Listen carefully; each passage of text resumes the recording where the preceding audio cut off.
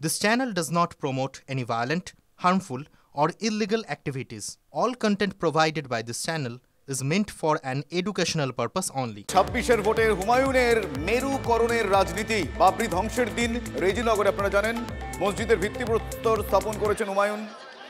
Saudi থেকে নবাবগড়ে দুই ধর্মগুরু যে কোনো মূল্যে মসজিদ হবে, অর্থের অভাব হবে না তারা বলছেন। সাসপেন্ডেড তৃণমূল বিধায়ক হুমায়ুন কবির এমনটা দাবি করছেন।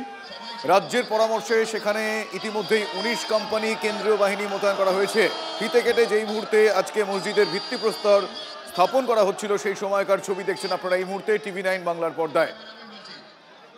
যে কোনো মূল্যে সেখানে মসজিদ হবে, টাকার অভাব হবে না, ঠিক এভাবেই আজকে মঞ্চে দাঁড়িয়ে এক প্রকার হুঙ্কার দিয়েছেন সাসপেন্ডেড তৃণমূল বিধায়ক হুমায়ুন কবির।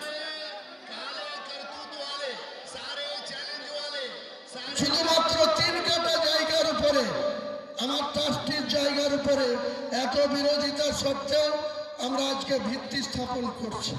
25 বিঘা জায়গার মধ্যে ইসলামিক হসপিটাল হবে, বিশ্ববিদ্যালয় হবে, পার্ক হবে, হেলিপ্যাড হবে এবং একটা মুসাফিরখানা হবে। এটা পূর্ণাঙ্গ রূপ দিতে যত কোটি টাকা খরচ হোক, প্রচুর মানুষ আর্থিক সহযোগিতা করবে। পাশাপাশি আপনাদেরকে খুশি খবর, নাম করতে তিনি নিষেধ করেছেন।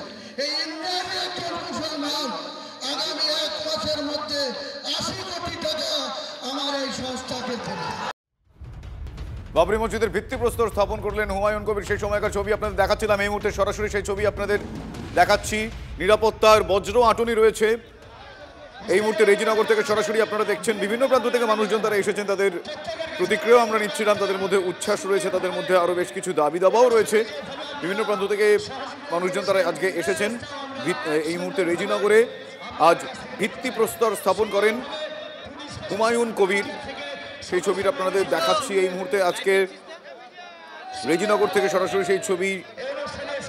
শুধু তাই নয়, আজকে পরপর দুটো উইন্ডো আপনারা দেখছেন এই মুহূর্তে। একটি উইন্ডোতে ওই মুহূর্তে ছবিটা আপনাদের দেখাচ্ছি যখন ফিতে কেটে হুমায়ুন কবির আজকে ভিত্তিপ্রস্তর স্থাপন করে। 26 ভোটের আগে হুমায়ুনের মেরুকরণের রাজনীতি, এই আওয়াজও উঠছে। এই মুহূর্তে 3টে আলাদা আলাদা ভিজুয়ালস আপনারা দেখছেন রেজিনগর থেকে হুমায়ুনের বাবরি মসজিদের ভিত্তিপ্রস্তর স্থাপনের ছবি। তৃণমূল কংগ্রেসের যে সংহতি দিবস আজকে মেয়র রোডে, সেই সংহতি দিবসের ছবি। অন্যদিকে আগামীকাল আপনারা জানেন 5 লক্ষ কণ্ঠে গীতা পাঠ রয়েছে ব্রিগেড প্যারেড গ্রাউন্ডে। তার আগে আজকে সেখানে প্রস্তুতি পর্বের ছবিটা আপনাদের আমরা দেখিয়েছিলাম।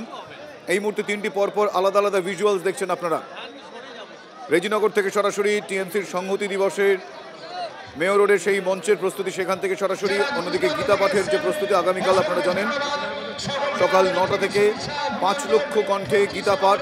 তার আগে আজকের প্রস্তুতি পর্ব, সেই ছবি আপনাদের সরাসরি আমরা দেখাচ্ছি ব্রিগেড প্যারেড গ্রাউন্ড থেকে। এই মুহূর্তে 5টা আলাদা আলাদা ভিজুয়ালস। মাঝখানে যে ছবিটা দেখছেন সেখানে শাঁখ বাজাচ্ছেন উদ্যোক্তারা। এই উদ্যোক্তারা আগামীকাল তারা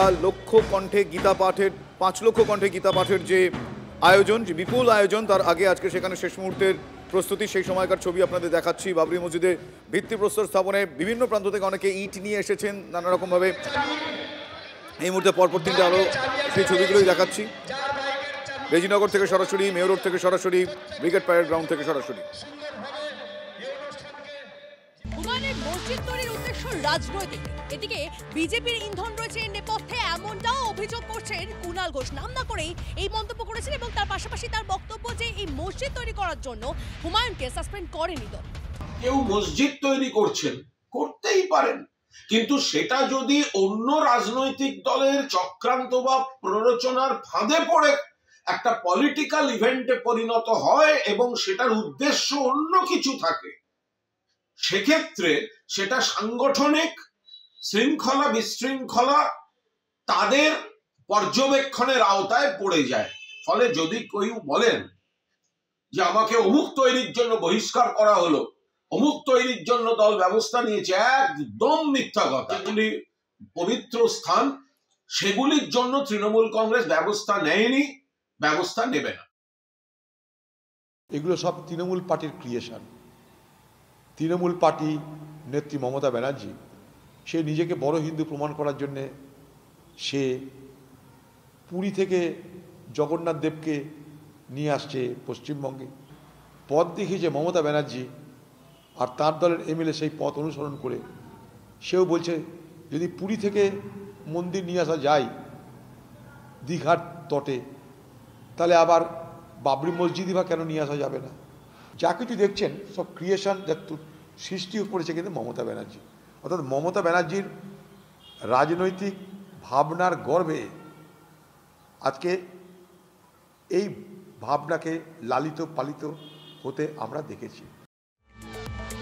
হুমায়ুনের ডাকে সাড়া দিয়ে বিভিন্ন প্রান্ত থেকে রেজিনগরে এসেছেন মানুষের, এবং শুধুমাত্র মসজিদ নয়, মসজিদের পাশাপাশি হাসপাতাল, স্কুল তৈরিরও দাবি আমজনতার। শুনুন। কোনো রাজনীতিক বা কোনো পার্টি থেকে আসিনি, আমরা বাবরি মসজিদ এখানে ভিত্তি স্থাপন হবে তার জন্য এসেছি। আমরা এরকম 7 জনা এসেছি, ক্যানিং থেকে এসেছি। আপনি ভাঙড় থেকে? আমি ভাঙড়। কখন এসেছেন? কাল রাত 11টার সময় গাড়ি ছেড়েছি। কোনো রাজনৈতিক দল করেন? না, রাজনৈতিক দল করি সেটা আলাদা ব্যাপার। হুমায়ুন কবির দা এই যে ভিত্তি স্থাপন করছে ওই বাবরি মসজিদের। আপনি কোনো রাজনৈতিক দলের সঙ্গে মানে অ্যাক্টিভলি যুক্ত, সরাসরি? হ্যাঁ হ্যাঁ। কোন রাজনৈতিক দল করেন? আইএসএফ দল করি। আমাদের যেটা দরকার হাসপাতাল, এসবগুলো আমাদের প্রয়োজন। বহরমপুর যেতে যে আমাদের মা বোন মরে যায়, এইগুলো আমাদের দরকার। স্কুল কলেজ হলে আমাদের আরো ভালো হবে, শিক্ষা প্রতিষ্ঠান আরো ভালো হবে। সরকারের কাজ ছিল যে হসপিটাল, স্কুল, সেটা না করে এখন যদি আমাদের হুমায়ুন সাহেব যদি করে সেটা আমাদের জানতে হবে। আমাদের উৎসাহিত করছে, আমাদের সৌভাগ্য। বাবরি মসজিদ তৈরি করে দিয়ে পশ্চিমবঙ্গের জ্বলন্ত সমস্যার থেকে, জনরোষ থেকে তৃণমূল কংগ্রেস মুক্তি পাবে না।